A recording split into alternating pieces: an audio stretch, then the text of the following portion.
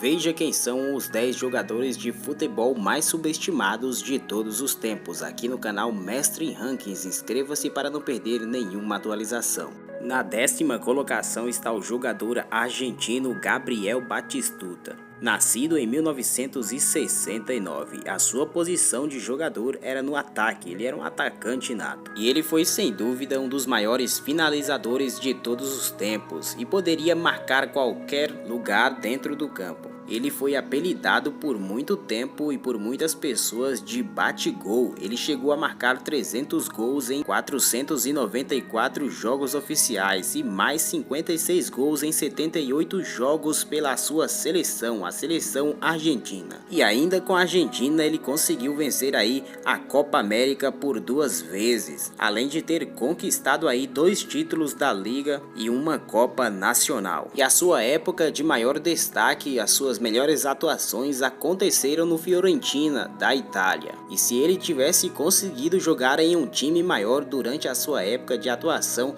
com certeza ele teria um legado muito maior.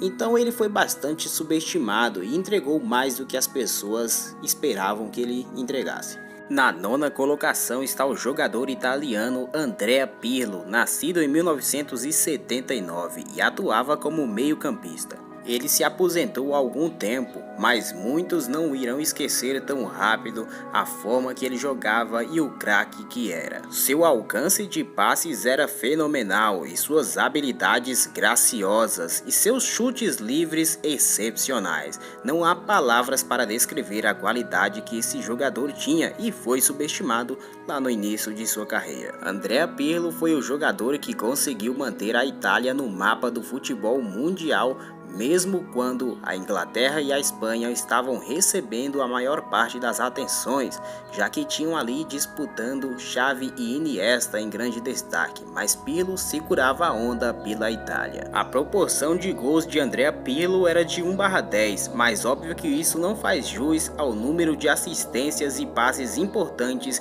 que ele contribuiu em sua carreira para os seus times e seleção. Inclusive ele ganhou a Copa do Mundo de 2006 com a Itália, além também de ter conquistado 2 Ligas dos Campeões e 6 títulos da Liga durante o seu tempo com Milan e Juventus. E mesmo sendo subestimado por alguns, ele deixou seu legado aí, além de ter o maior título do futebol, a Copa do Mundo.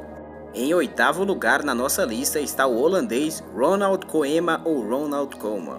Nascido em 1963, as suas posições de atuação dentro de campo eram de defensor e meio-campista. Muitos parecem não lembrar mais de Ronald, mas poucos sabem que ele foi um zagueiro excepcional devido à sua força e extrema inteligência. E talvez ele não tenha ganhado tanto destaque pelo simples motivo de que havia outros grandes nomes atuando nas mesmas posições. Ele possuía um saldo de 227 gols em 652 jogos, um número muito bom para quem atua como defensor / zagueiro. É claro, né, ele também atuava um pouco no meio de campo. E uma curiosidade à parte interessante é que ele foi o artilheiro da Copa da Europa de 1994. Para quem não está informado, a Copa da Europa é equivalente à Champions League hoje. Inclusive, Ronald foi responsável por levar a Holanda ao seu único título no Campeonato da Europa em 1988. Ele também teve passagens pelo Barcelona e conquistou alguns títulos por lá, entre eles 8 títulos da Liga, durante aí a sua pequena passagem.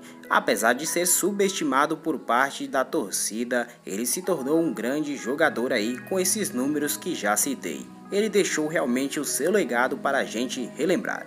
Na 7ª colocação nós temos Nitzer, nascido na Alemanha em 1944. A sua posição de atuação no campo era médio atacante. E antes da Alemanha vencer a Copa do Mundo em 1974, eles também venceram o Campeonato Europeu de 1972.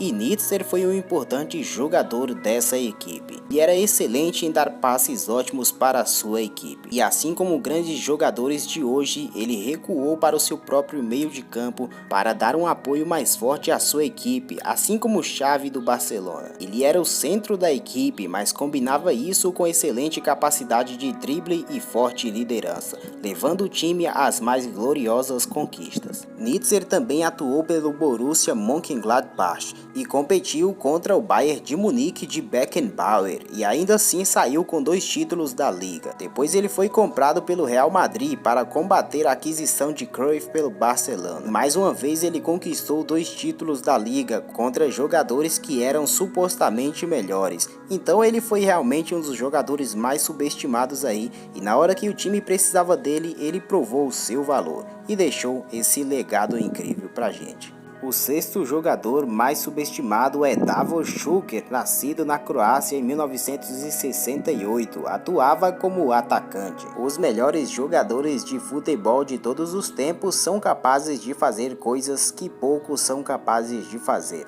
Davor Šuker definiu essa capacidade com os gols que marcou.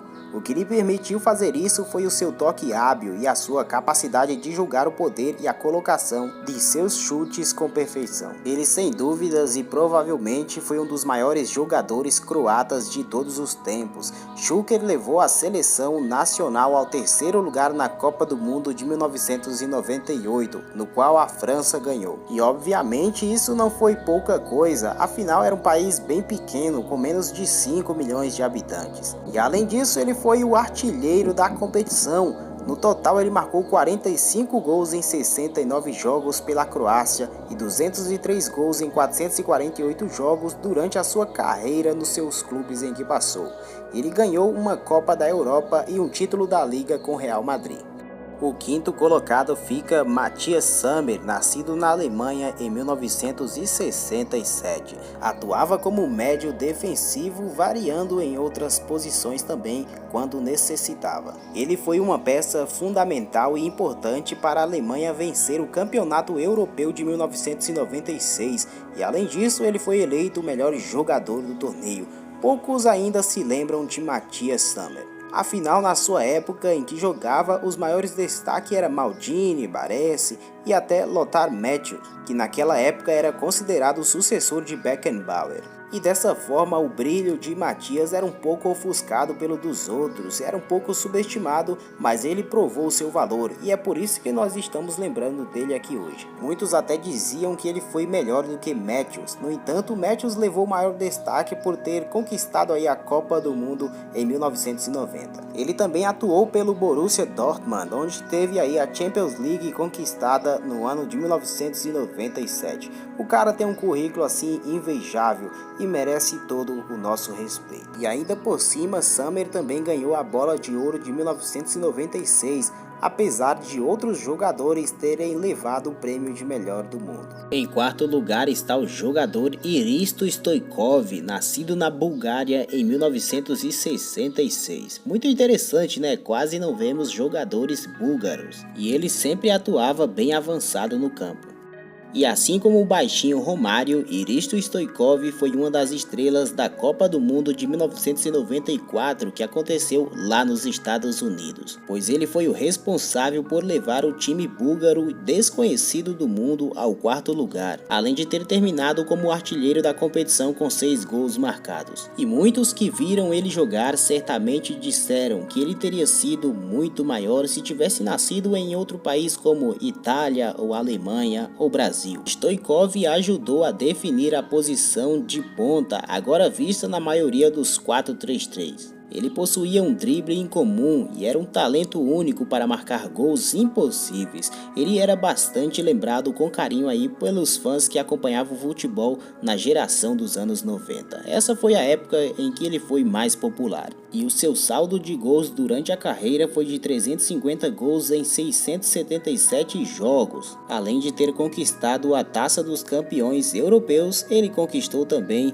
8 títulos da liga. O 3º lugar entre os jogadores mais subestimados é ocupado por Gaetano, nascido na Itália em 1953. No entanto, ele já faleceu em 1989 e a sua posição de atuação era defensor. Inclusive brilhou bastante nessa posição, principalmente no comando aí de Beckenbauer. E ele possuía uma grande habilidade tática e de liderança que lhe trouxeram muitas conquistas e resultados ao longo da carreira. Entre os mais importantes está a Copa do Mundo de 1982. Além disso, ganhou também a Copa da Europa, a Copa UEFA, Copa das Taças, Supercopa e 7 títulos da Liga e 2 Copas Nacionais. É título que não acaba mais. O seu jogo era muito limpo, ele era o tipo de jogador bem quieto. Afinal, durante toda a sua carreira, ele não levou um cartão vermelho sequer. E por isso talvez não tenha tido grande destaque,